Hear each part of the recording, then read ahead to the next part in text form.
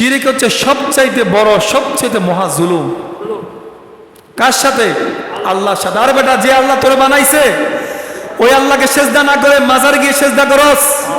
যে আল্লাহ তোকে বানাইলো, খাওয়াইলো, পড়াইলো, যে আল্লাহ তোকে এত কিছু দিল, তোর নিঃশ্বাস প্রশ্বাসের মালিক যে আল্লাহ, ওই আল্লাহকে বাদ দিয়ে তুমি মাজার গিয়ে সেজদা করো, তুমি কত বড় নাফরমান। নাউজুবিল্লাহ কর না সবাই।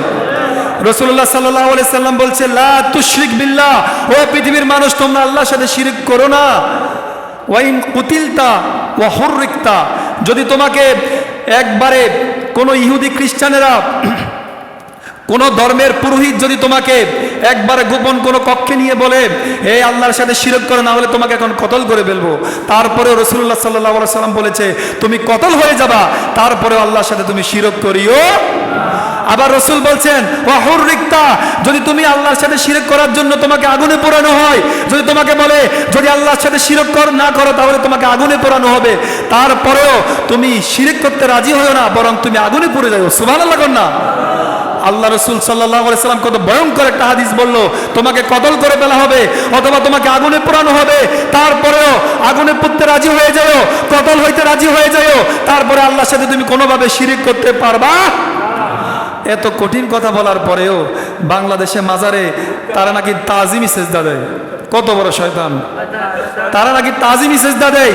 মাজার গিয়ে দুই পা, তার কপাল মাজারে যিনি শুয়ে আছেন। আচ্ছা ভাই, আপনারা তো শিক্ষিত মানুষ, বুদ্ধা মানুষ, আপনারা বোঝেন, জ্ঞান সম্পন্ন মানুষ, বলেন তো, আচ্ছা মাজারে যিনি আছেন তিনি কি আসলে কিছু দিতে পারেন? কথা কন না।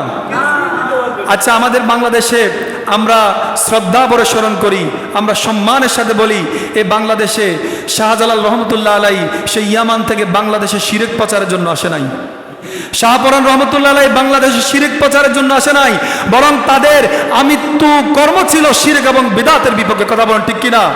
এই গৌর গোবিন্দ কি মুসলমান ছিল না হিন্দু ছিল? হিন্দু কি আল্লাহকে সেজদা করতো না মূর্তিকে করতো?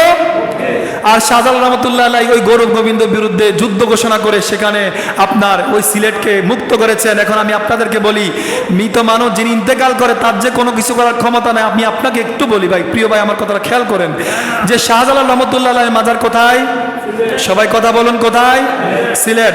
শাহজালাল রহমতুল্লাহ আলাইয়ের ব্যাপারে আমাদের কারো কোনো কিলোকাল, উনি আমাদের শ্রদ্ধার পাত্র, সম্মানের পাত্র। যারা হক্কানি উলামায়ে কেরাম আল্লাহর ওলি, তাদের ব্যাপারে আমাদের কোনো কথা নাই। এখন শাহজালাল রহমতুল্লাহ আলাইহির মাজারে সেজদা দেয় কি দেয় না? কথা বলুন সবাই।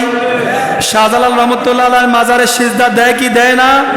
আচ্ছা, যদি একটা মানুষ ইন্তেকাল করার পরে তার কোনো কিছু করার ক্ষমতা থাকতো, এই শাহজালাল রহমতুল্লাহ আলাইহি কি সিজদার পক্ষে? কথা কোন, একটু আওয়াজ দিয়ে বলুন। শাহজালাল রহমতুল্লাহ আলাইহি কি সেজদার পক্ষে? এখন একজন মানুষ ইন্তেকাল করলে যদি কিছু করার ক্ষমতা থাকতো, আমি তো মনে করি শাহজালাল রহমতুল্লাহ আলাইহি ওই তার মাজারের সামনে থেকে যে ব্যক্তি সিজদা দিচ্ছে তাকে এমন জোরে একটা লাথি মারতো, এক লাথি দিতে শাহপুরানের মাজার গিয়ে পড়তো। কথা বলেন ঠিক কিনা? একটা মানুষ ইন্তেকাল করার পরে তার কোনো কিছু করার ক্ষমতা নাই বিদায় শাহজালাল রহমতুল্লাহ আলাইহি ওই তার সামনে আল্লাহরকে সেজদা না দিয়ে শাহজালাল রহমতুল্লাহ আলাইহিকে সেজদা দিচ্ছে, সে কিছুই করতে পারতেছে না। আপনি কি আমার কথাটা বুঝছেন ভাই? কিছুই করতে পারতেছে না। এখন আমরা যারা ওই মৃত মানুষের কাছে গিয়ে খুঁজি, বাবা আমার এটা দেন, ওই কবরে গিয়ে খুঁজি, বাবা আমারে দেন, বাবা দিবটা কি বেটা? বাবা নিজেই তো ব্যস্ত নিজেকে নিয়ে। আচ্ছা, তারপরে আমরা মাজারে কি করি? মাজারের নামে মান্নত করি। আরে বেটা, ওই বেটার নামে যে তুমি মান্নত করো, বেটা তোমার দিব কি? বেটা নিজে তো অসহায়, বেটা পড়ে আছে কবরের ভিতরে, বেটা নিজে অসহায়, তোমার দিবটা কি? আচ্ছা, যারা মাজারের ভিতরে মোমবাতি লাগান, আপনারা কি বুঝটা নিয়ে লাগায় চিন্তা করেন? ওরা কি এটা প্রমাণ করতে চায় আমার যে কবরের ভিতরে যে আমার বাবা শুয়ে আছে, আমার পীর বাবা যে শুয়ে আছে, পীর বাবার কবর অন্ধকার, আমি মোমবাতিটা লাগালে একটু আলো হবে? বিষয়টা কি এরকম? আমি আপনাদেরকে বলি, এই মাজারের ভিতরে মোমবাতি কোনো প্রয়োজন নাই। কি কাজ? এই মাজারে মান্নত করার কোনো দরকার নাই। তারপরে মাজারে সেজদা করা শিরক, করবেন না, যাবেন না, সিজদা করতে যাবেন না, মাজার কিছু কাছে কিছু চাইবেন না, চাওয়ার কোনো সুযোগ নাই।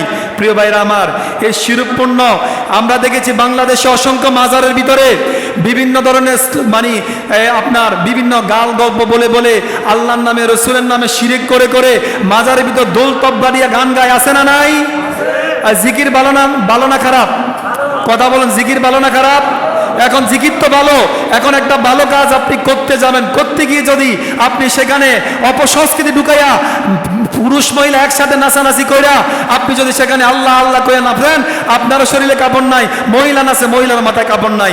এবার কে পুরুষ কে মহিলা পর্দা না কইরা আপনি পুরুষ মহিলা একসাথে প্রি মিক্সিং দাঁড়ায়া জিকির করার অনুমতি কি ইসলামে আছে নাকি?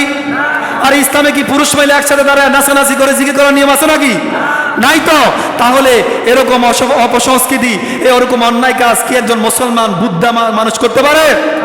তাহলে আমাদের স্পষ্ট, যারা আজকে মাজারের ভিতরে যে সিজদা করছেন আপনাদেরকে করো জোরে, আপনাদেরকে পায়ে হাত রেখে বলি, আপনার মাথায় হাত রেখে বলি, প্রিয় ভাই, আমরা হক্কানি ওলামা ইকরামের বিরুদ্ধে নয়, হক্কানি পীরের বিরুদ্ধে নয়, যারা বাংলাদেশে ইসলামের কায়েম করার জন্য, ইসলামী আন্দোলনের জন্য অথবা ইসলাম প্রচার প্রসারের জন্য যারা কাজ করে গেছে, আমরা হাজারবার তাদেরকে শ্রদ্ধা জানাই। কিন্তু যেখানে শিরক হয় সেখানে আমার কথা, যেখানে কথা বলেন না কেন, যেখানে বেদাত হয় সেখানে আমাদের কথা, যেখানে শিরক হয় সেখানে আমাদের কথা। আমরা কোনো শিরক এবং বেদাত যে মাজারে হয় সে মাজারের সাথে আমাদের কোনো আপোষ। যেখানে আমার আল্লাহর বিরুদ্ধে তুমি সেজদা দিবা, তোমার লগে কিসের ফিরিত? কথা কন না। যেখানে আমার আল্লাহর বিরুদ্ধে গিয়ে সেজদা দেওয়া হয়, ওই ব্যক্তির সাথে তো আমাদের কোনো ভালোবাসা হইতে পারে। প্রিয় ভাইরা আমার, এজন্য আপনারা যারা আমার কাছে আমার কথাগুলো শুনলেন, তাজিমি সিজদা বলতে কোনো সিজদা নাই। সেজদা পাওয়ার মালিককে। আমরা সেজদা করব কাকে? আমরা সেজদা করব এক আল্লাহকে। আল্লাহ ব্যতীত অন্য কোনো মাখলুক, পৃথিবী নয়, পৃথিবীর বাহিরেও নয়, কোথাও সেজদা পাওয়ার কোনো যোগ্যতা নাই। রসুল সাল্লাল্লাহু আলাইহি সাল্লামকে যখন কিছু ব্যক্তি সেজদা করার জন্য বলছিল, রসুল বলছে যদি সেজদা করার অনুমতি থাকতো তাহলে স্ত্রী তার স্বামীকে সেজদা করতে পারত, কিন্তু এই অনুমতি তো নাই। আমাকে তুমি কিসের সেজদা করবা? সেজদার মালিক কে? সবাই বলেন না, চুপ কেন? সেজদার মালিক কে? তাহলে আমরা কোনো মাজারে গিয়ে সেজদা করব? দুই হাত তোলেন, আমরা কোনোদিন মাজারে গিয়ে সেজদা করবো না, ইনশা।